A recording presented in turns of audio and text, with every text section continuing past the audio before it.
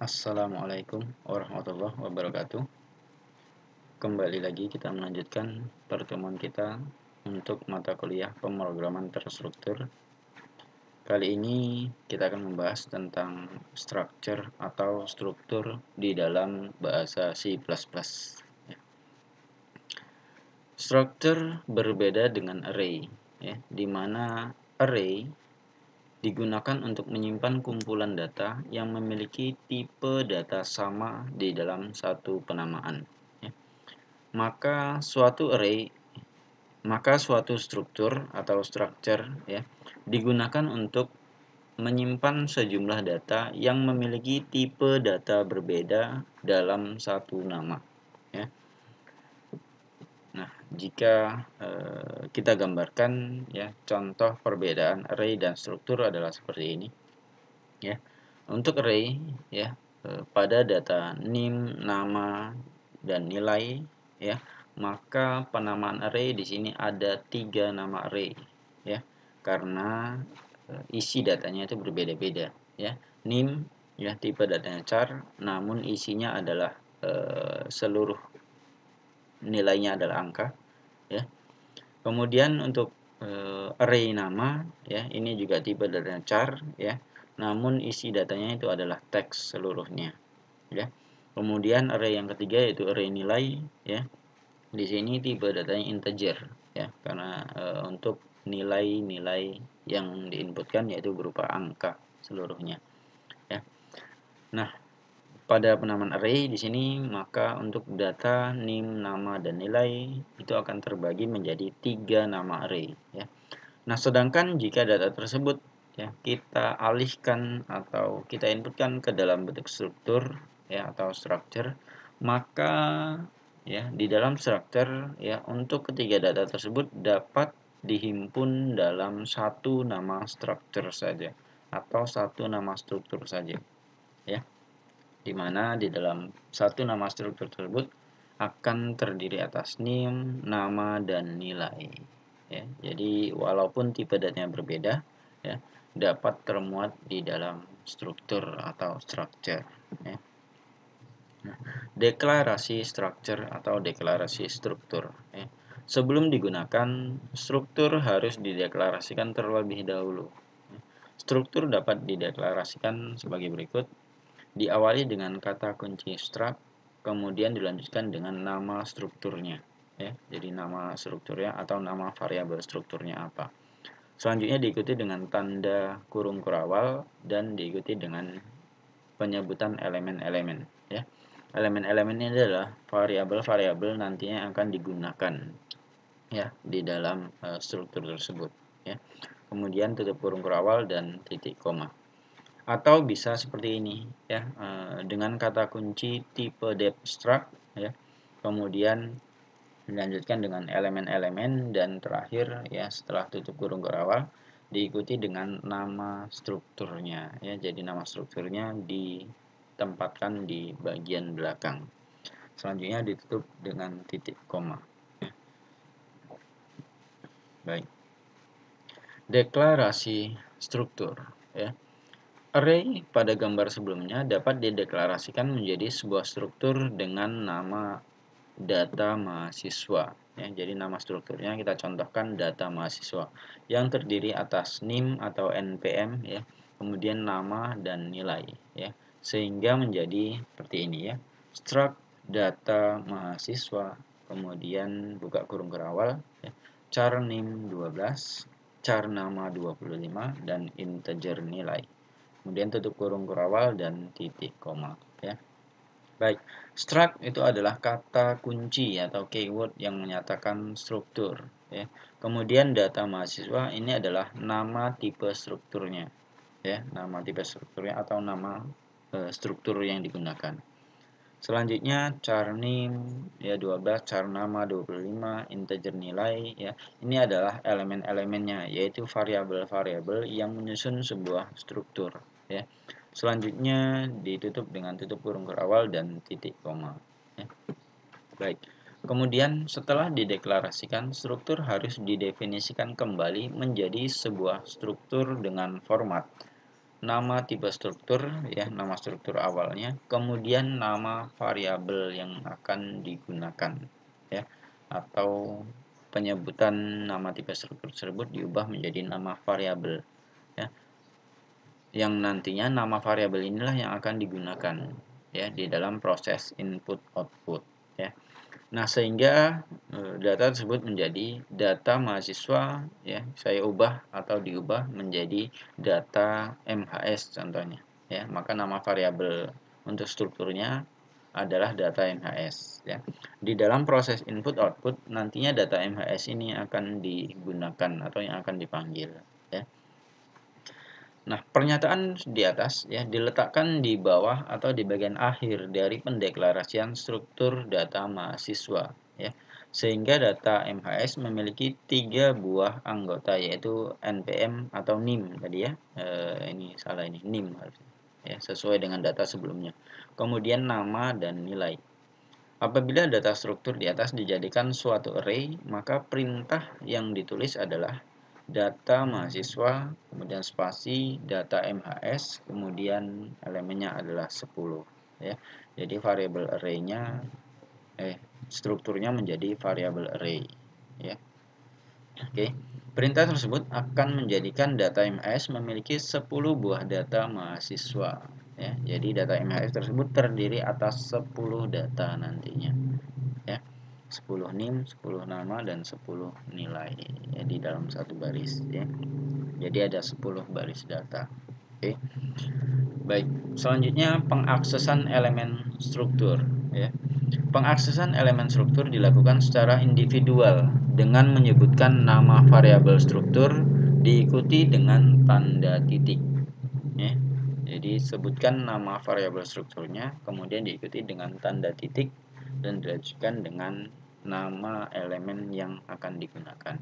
Contohnya pada proses input ya, yaitu cin titik getLine ya, kemudian buka kurung data MHS. Ini adalah nama variabel strukturnya ya, yang terdiri atas 10 tadi. Kemudian titik ya, diikuti dengan tanda titik dan dilanjutkan dengan nama elemen yang akan diinputkan ya. Jadi variabel apa yang akan diinputkan ya, jika NIM maka sebutkan NIM ya, kemudian jika nama maka sebutkan nama ya. Kemudian di sini nilai-nilai sesuai dengan elemen yang digunakan ya. NIM itu nilai 12, nama itu 25 ya. Nilai di sini adalah jumlah maksimum karakter yang bisa diinputkan nanti atau yang bisa ditampilkan ya, ke dalam bentuk output. Nah, kemudian ya bentuk outputnya adalah seperti ini ya, cout kemudian sama ya, yaitu nama variabel struktur yang disebutkan data MHS kemudian titik NIM ya, atau titik nama ya. Baik, untuk bentuk output maka nilai yang ada di dalam variabel yang digunakan ya, atau yang akan ditampilkan itu tidak perlu lagi disebutkan ya. Berbeda jika pada proses input ya, NIM ini harus disebutkan berapa jumlah elemen maksimumnya ya. Oke. Baik, adapun contoh lain di dalam pengaksesan elemen struktur ya, di sini sudah saya contohkan bentuk script program bahasa C++ ya. Bagaimana pendeklarasian struktur, kemudian bagaimana penggunaan struktur tersebut ya, sehingga dapat menghasilkan tampilan output nantinya ya. Baik, untuk contoh ini saya sudah sisipkan ke dalam dep C++ ya. Oke. Nah, maka di sini ya ini adalah bentuk script program untuk struktur ya, atau penggunaan struktur. Nah, di sini diawali dengan pendeklarasian header ya, yaitu input stream ya using namespace std atau standar ya. Nah, ini harus kita sisipkan ya header ini ya, agar perintah ya cout ya, ataupun cin ya itu dapat diakses ya. Kemudian ya include connew.h ya. Connew.h ini digunakan ya pada penggunaan getSe ya. Di sini di dalam scriptnya saya gunakan getSe ya. Nah, getSe ini adalah fungsi input ya, untuk penginputan satu karakter atau satu buah karakter ya, hanya satu buah karakter ya, dimana header yang digunakan ya pada fungsi getSet tersebut adalah header conio. Selanjutnya ada header iomanip. Ya, header iomanip ini untuk memanipulasi data, ya, memanipulasi data.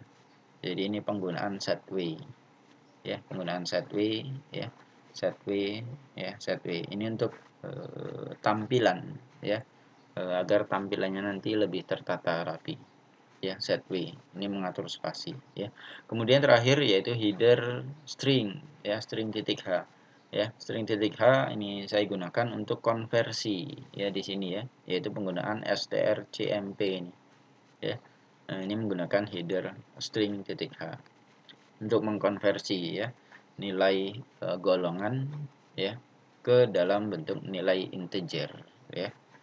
Oke, baik.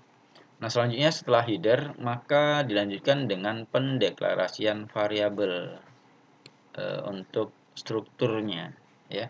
Jadi diawali dengan kata kunci struct, ya, kemudian nama strukturnya yaitu pegawai, ya. Ini nama tipe struktur, ya, pegawai. Kemudian dilanjutkan dengan, ya, nama-nama elemennya, ya, variabel-variabel yang digunakan, yaitu nick, nama, dan golongan contohnya, ya, nick 12, nama 20, golongan 5. Kemudian tutup kurung berawal dan dilanjutkan dengan nama variabel array dari strukturnya, ya, atau nama variabel strukturnya. Jadi pegawai ini diubah menjadi nama variabel struktur dengan peg, ya.